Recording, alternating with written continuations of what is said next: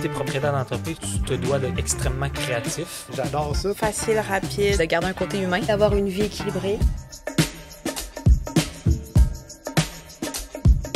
Donc, bienvenue à cette 5e capsule de la 2e saison du podcast L'entrepreneuriat à l'aveugle, un podcast entrepreneurial qui est conjoint entre la Jeune Chambre de Mauricie et le SANA, donc le service d'accueil aux nouveaux arrivants de Trois-Rivières. Donc, moi, je me présente, je m'appelle Grace Stéphanie, puis je vais être l'animatrice pour aujourd'hui. Donc, avant de commencer, on souhaite remercier le MIFI, donc le ministère de l'Immigration et de la Francisation et de l'Intégration, pour sa contribution financière à la réalisation de ce podcast. Bonne écoute. Donc, allô les filles. Allô. Salut. Ça va bien? Bien, et toi? Ça va super bien, merci. Donc, stressée?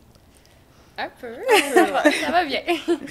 On va se détendre rapidement. Ben, peut-être pour mettre la table, je commencerai par vous demander de vous présenter un petit peu, puis votre entreprise. Ben, je peux y aller. Donc, moi, je m'appelle Oli, puis mon entreprise, c'est Tessel Media. Puis nous, ce qu'on fait, c'est vraiment, on est spécialisé en tout ce qui est marketing numérique, dans tout ce qui est gestion de communauté, création de contenu, image de marque. Donc, c'est vraiment ce qu'on fait pour aider les entreprises, en fait, à atteindre leurs objectifs. C'est ça. Enchantée, Oli. Enchantée. Oui, moi, c'est Marik. Dans le fond, moi, je suis copropriétaire du Petit Ramsey Casse-Croûte Bistrot, qui vient d'ouvrir, dans le fond, dans la région de Trois-Rivières, au Cap-de-la-Madeleine. Dans le fond, j'ai ouvert ça avec mon conjoint il y a quelques mois. Puis, on a été aussi propriétaire du premier, qui était dans le quartier Sainte-Marguerite, qui était plus un casse-croûte, je te dirais. Puis, quand je suis arrivée dans l'entreprise, je me suis dit, faut vraiment... j'avais une autre vision de l'entreprise. Je m'étais dit, faut vraiment amener l'entreprise à un autre niveau qu'à l'autre place, dans le fond, ça ne nous permettait pas de faire. Donc, c'est pour ça qu'on a décidé d'en ouvrir un deuxième, vraiment avec du service aux tables. On a des jeux de société là-bas, on a de l'alcool, des drinks, vraiment un endroit familial, tu sais, vraiment plus à notre image. Donc, c'est vraiment ça qu'on fait en ce moment, là. On essaye de créer cet environnement-là à Trois-Rivières pour créer de la joie dans la vie des gens. C'est vraiment génial. Ben, merci à vous deux. Et qu'on va commencer avec une petite série de questions. Je commencerai peut-être par vous demander votre pourquoi. Fait que ce serait quoi vraiment l'inspiration derrière l'histoire et la création de votre entreprise? On pourrait... Marie, elle a un petit peu déjà commencé à nous mentionner certains éléments. Donc, je vais peut-être commencer par Oli. Pas de problème. Donc, moi, je dirais le pourquoi, en fait, derrière Tessel Media, c'est vraiment parce que j'ai toujours eu cette passion pour le design et la communication. Donc, vraiment, le côté où on voit l'envers du décor, en fait, d'une entreprise, où on se dit comment ils ont fait pour, tu sais, la transformation de l'entreprise, comment ils ont fait pour arriver là. Donc, c'est vraiment pourquoi j'ai décidé de créer Tessel Media. Donc, c'est vraiment dans l'idée de mélanger tout ce qui est ma créativité, justement, et tout ce qui est stratégie marketing.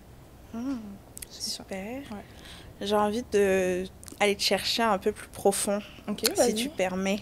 Oui. Est-ce qu'il y a un pourquoi plus personnel? Plus personnel, ben, à part ma passion pour le design, je dirais, c'était aussi un côté sortir de ma zone de confort. Donc, je pense que dans ce milieu, c'est la communication en général. Donc, il faut vraiment... savoir communiquer, se mettre en avant, se vendre aussi, parce que... Donc, c'est vraiment ce côté-là, je dirais, plus personnel, qui me touche personnellement, parce que j'ai toujours été la fille vraiment super renfermée, donc qui hésitait vraiment à se mettre en avant, parler en public. Donc, je dirais, c'était un défi personnel que j'ai, je pense, réussi. Donc, c'est ça. Merci, Oli. De rien. Marie? Bien, moi, c'est ça, j'avais un peu commencé à le mentionner, là, mais ça a vraiment été ça l'idée derrière la création, c'était de... Parce que dans le fond, moi, je suis originaire de Gatineau, donc j'ai déménagé à Trois-Rivières pour partir mon entreprise puis embarquer dans celle de mon conjoint. J'ai toujours voulu là, avoir mon entreprise, là, ça a toujours été mon rêve, mais je savais pas trop dans quoi, je savais pas trop comment me lancer. T'sais, moi aussi, j'étais intéressée par le marketing, j'ai étudié en marketing, en entrepreneuriat, donc j'ai comme tout essayé les domaines. Puis quand il m'a dit embarque dans mon entreprise, tes connaissances pourraient être super utiles, puis tu pourrais m'aider à faire, vraiment à faire croître l'entreprise. Puis j'étais comme, oui, certainement, je pourrais t'aider, mais justement, l'inspiration, elle venait de, je veux l'amener plus loin, puis où est-ce qu'on était, ça nous permettait pas de le faire. Fait qu'on s'est dit, on a brainstormé pendant plusieurs semaines, puis on s'est dit, la seule raison pourquoi j'embarquerais, c'est vraiment, je veux l'amener à un autre niveau, puis en ce moment, ça ne nous permettra pas de l'amener, donc on ouvre un autre, puis on a d'autres projets, d'autres idées. Donc, c'est vraiment ça l'inspiration là, derrière l'entreprise, dans le fond. C'est comme ça que ça est parti. On est parti d'une petite idée, puis on l'a amené ailleurs. Super. Ben, en fait, comme souvent, quand on débute, ça part toujours d'une petite idée, puis après ça, on vient rajouter notre touche, notre couleur pour répondre aussi plus aux besoins des autres. Là. Exact. Mais la question que je ne vous ai pas posée, c'est depuis quand vous faites ça? Moi, j'ai commencé vraiment depuis 2019. Okay. Donc, officiellement, où je me suis vraiment mis à 100%, c'est vraiment, on va dire, il y a 1 an. Mais depuis 2019, je commençais vraiment à prendre des petits contrats. Mais c'est vraiment en 2019 que je fais ça vraiment à temps plein. Super. Puis toi, Marie? Moi, c'est depuis 1 an seulement. Donc, j'ai vraiment parti all-in. J'ai quitté mon travail. J'ai mis mes études de côté un peu. Je suis encore aux études en ce moment, mais à temps partiel. OK. Mais j'ai mis tout de côté vraiment pour all-in à 100% depuis 1 an. Génial. Bon, puis depuis en fait que vous êtes lancé, ça a été quoi le moment le plus gratifiant dans votre aventure entrepreneuriale? C'est une bonne question. On dirait que j'ai pas de moment particulier pour moi, vu que c'est quand même assez récent. Mais je peux dire que juste d'ouvrir, déjà ça, c'est gratifiant. T'sais, juste de voir qu'il y a un succès en ce moment, c'est gratifiant. Juste de voir, j'en ai parlé avec mon conjoint, qu'est-ce que je trouve gratifiant, tu sais. C'est vraiment juste de voir qu'il y a des clients qui viennent, on a tout l'amour qu'on reçoit, tu sais, on a eu beaucoup de succès depuis notre début, on a des files d'attente. Juste de voir que ça fonctionne super bien, puis juste une personne, honnêtement, moi, j'étais contente. Ouais. Une personne qui vient, ça me satisfaisait amplement, mais tu sais, juste honnêtement, c'est vraiment ça, moi, qui est le plus gratifiant pour moi au quotidien, de voir qu'est-ce qu'on bâtit. T'sais, on est parti il y a 1 an, là, il y avait 2 personnes qui likaient notre page Facebook, c'était moi et mon conjoint. On likait nos publications, puis on se disait, hey boy, comment qu'on va faire? Puis maintenant, il y a 2500 personnes qui nous suivent. C'est déjà un super bon début. Ben oui, vraiment. On voit l'évolution, puis on est vraiment contents. Ben bravo, c'est vraiment une très belle avancée. Ben, en y pensant, en fait, ce qu'elle disait, moi, je dirais vraiment... Le moment le plus gratifiant que j'ai eu, c'est vraiment quand mon premier client, en fait, les retours positifs que j'ai eus, la satisfaction que j'ai vue dans ses yeux, c'est vraiment me dire, OK, ce premier contrat que j'ai signé, cette personne m'a fait confiance, m'a contacté et m'a vraiment dit, OK, je te laisse, je donne le lead, vas-y, go. Puis de voir le résultat, c'était vraiment très... Moi, je dirais que c'était vraiment ce premier contrat où la cliente était satisfaite, ça m'a vraiment fait... c'est tout. Et qu'on trouve vraiment de la gratitude, en fait, dans les petites choses du quotidien, puis les petites réussites. C'est tellement important. Je pense que c'est ça qu'il faut. Il ne faut pas attendre d'avoir un moment particulier puis me dire, bon, quand je vais être rendue là, je vais être contente. Il faut se dire, c'est un processus, l'entrepreneuriat, puis toutes les choses sont belles, puis il faut être content de tous les petits pas qu'on réalise. Il y a 1 an, je ne m'aurais jamais dit que je serais rendue à faire ça aujourd'hui. Puis c'est fou parce qu'on s'habitue, puis souvent, on n'est pas assez grateful, justement, de qu'est-ce qu'on a. Fait que c'est de vraiment l'être plus, là. Merci les filles pour ce très très beau rappel. Mais là, on va aller un petit peu à l'inverse, entre guillemets, parce qu'on sait qu'il y a ces beaux côtés-là, ces beaux moments-là, mais du coup, il arrive des fois qu'on ait plus des réactions et des commentaires négatifs des autres concernant vos idées, vos entreprises, vos projets.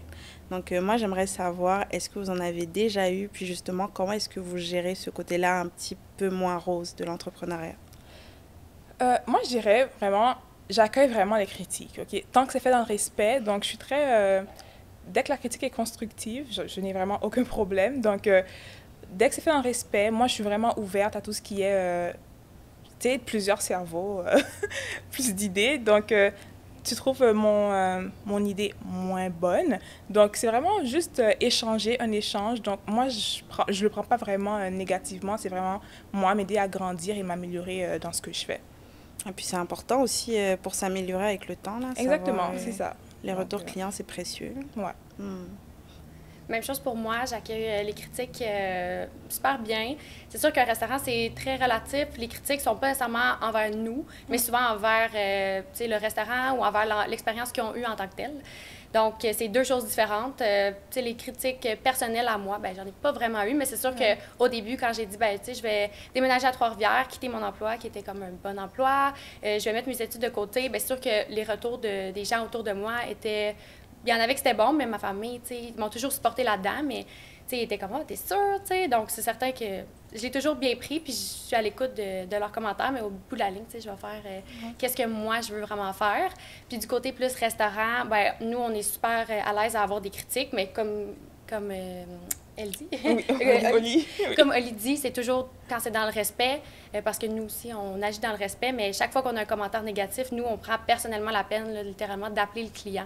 Donc, on lui demande son numéro de téléphone, puis on l'appelle, savoir ce qui s'est passé, puis on tient vraiment à ce que nos clients aient la meilleure expérience possible, mais toujours dans le respect, là, bien évidemment. Là. Fait que, c'est vraiment important.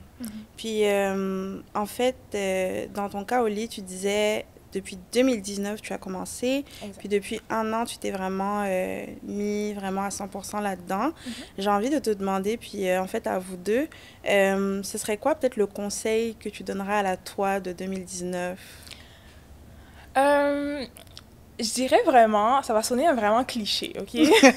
Donc, là, moi, je dirais, n'hésite comme fonce, OK? Parce que comme je l'ai déjà dit plus tôt, vraiment, je suis vraiment...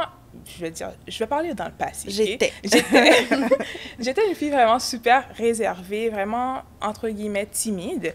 Mais c'est vraiment, je dirais vraiment fonce. Là, n'hésite pas à prendre des risques, sors de ta zone de confort, puis vas-y. Là, ça passe ou ça casse, souvent. Donc, c'est ça. C'est ce que je lui dirais. OK. ouais, la même chose pour moi, un peu fonce, puis pose-toi pas trop de questions. Puis moi, j'étais beaucoup quelqu'un, là, je suis balance, là. Fait que je me pose tout le temps 10 millions de questions, puis je suis pas capable de faire un choix dans la vie. Donc, l'entrepreneuriat, c'était toujours quelque chose qui m'intéressait, mais j'étais comme quel domaine, puis j'ai fait plein de types d'études. Fait que je me disais, c'est-tu le bon domaine? Puis juste, vas-y, puis c'est pas la fin du monde si jamais t'aimes pas ça. Au pire, tu feras d'autres choses dans 2 ans, tu sais, ou dans 1 an, ou c'est juste de le faire. Puis aussi, je pense, ça serait, mon plus grand conseil, ça serait d'apprécier plus le processus, parce que je suis vraiment quelqu'un qui veut aller vite, puis vite, on fait autre chose. Tu sais, déjà, on venait d'ouvrir, puis on était comme, bon, mais c'est quoi le next project, là, tu sais? Puis c'est vraiment plus d'apprécier, parce qu'à un moment donné, tu pognes ton mur, puis tu te dis, tu sais, j'ai même pas, ça fait déjà 8 mois qu'on est ouvert, on a passé 5 mois à le construire, puis ça a passé de même, j'ai même pas apprécié vraiment le moment. Fait que, c'est d'apprécier chaque moment, pas juste la destination finale, là, 100%. Je peux tellement comme me reconnaître dans ce que vous avez dit, parce que bon, moi, je suis pas balance, mais je sais que c'est quelque chose... Ben, c'est ça, souvent. Tu sais, quand tu es entrepreneur, là, tu as vraiment cette flamme-là qui bout en toi de « Oh mon Dieu, il faut vraiment que j'arrive à atteindre tel objectif. » Puis tu es toujours dans la course, mais c'est tellement important de pouvoir apprécier les petits moments comme ça. Donc, dans le même esprit, on commence à se diriger tranquillement vers la fin. Je vous demanderais peut-être si ce serait quoi la grande leçon, là, en quelques mots, que vous avez retenu de votre aventure jusqu'ici. Tu peux y aller. Je pense. Ben, c'est une bonne question. Ben, la leçon, honnêtement, ça va un peu avec mon conseil. C'est vraiment de prendre plus mon temps, honnêtement. Je ne veux pas répéter la même chose, mais c'est vraiment ça. Puis ben, d'aller dans le plus deep, c'est vraiment plus difficile que ce que je pensais aussi. Tu sais, 2 entreprises complètement différentes qu'on a. Puis nous, une fois qu'on ouvre, tu sais, c'est parti. Là. On a 10 employés, puis il faut faire rouler la business. Puis si les ventes ne sont pas là, bien, on a quand même 10 employés à payer. Donc, c'est des choses plus difficiles que ce que je pensais. Donc, des sacrifices beaucoup plus... Tu sais, j'apprends vraiment à faire des sacrifices en ce moment. Qu'est-ce que je faisais pas nécessairement avant, parce que c'est normal. Tu vas pas te mettre à faire des sacrifices pour le fun. Donc, c'est un bel apprentissage, puis c'est vraiment le fun. Je travaille vraiment sur moi là-dessus, puis j'ai grandi rapidement à cause de ça. Mais j'imagine. Ouais. Ça doit être une belle aventure aussi, puisque vous êtes 2 là-dedans. Oui, on est 2, c'est ça. Mon partenaire, il est incroyable. T'sais, une chance qu'on est 2, justement, parce que ça nous permet de s'épauler l'un et l'autre. Puis, on vit les mêmes choses. C'est autant que ça peut être difficile, justement, de vivre tout le temps les mêmes choses. Parce qu'on parle, au début, on parlait tout le temps de ça. Donc là, on apprend après plusieurs mois de essayer de se dissocier, puis de... faire la part des choses. Là, exact. Une vie personnelle. Oui, une vie personnelle, vie privée. Mais au début, c'est ton bébé, puis tu fais juste parler de ça tout le temps. Mais là, on a nos safe space, puis on apprend. Là. Partenaire en affaires et en amour aussi. Oui, c'est ça.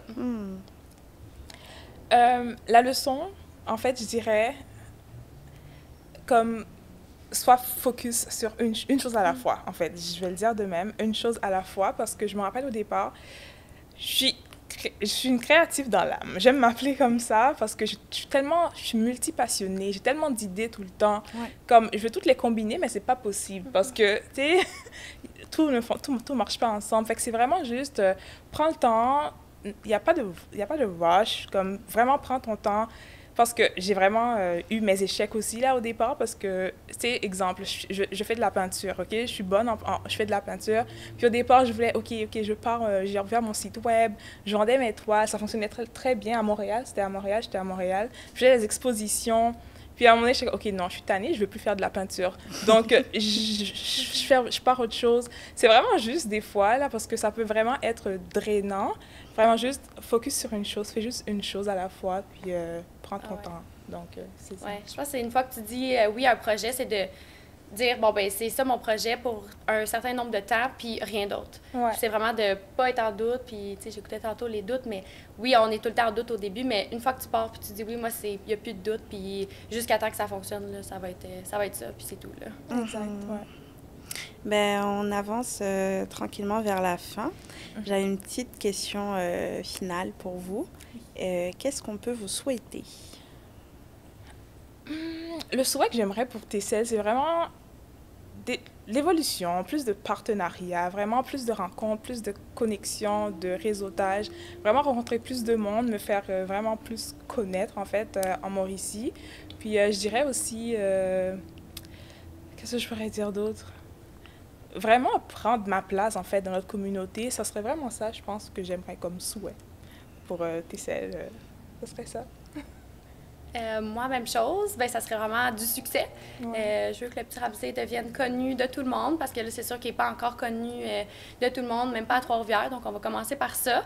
Ça serait vraiment de devenir la référence, là, parce que dans le fond, on spécialise beaucoup sur la poutine, le mec québécois, on a des frites fraîches, du fromage frais, on en met beaucoup, donc on voudrait vraiment devenir la référence là, en termes de poutine, que on commence déjà là, dans des groupes, les amis de la poutine, on se fait poster, puis il y a des gens un petit peu partout qui viennent, ben, on voudrait vraiment que ça soit la place à Trois-Rivières où les gens veulent venir, puis en plus, il y a un bel environnement, une belle ambiance, il y a des jeux de société, il y a du service, il y a etc. La liste est longue.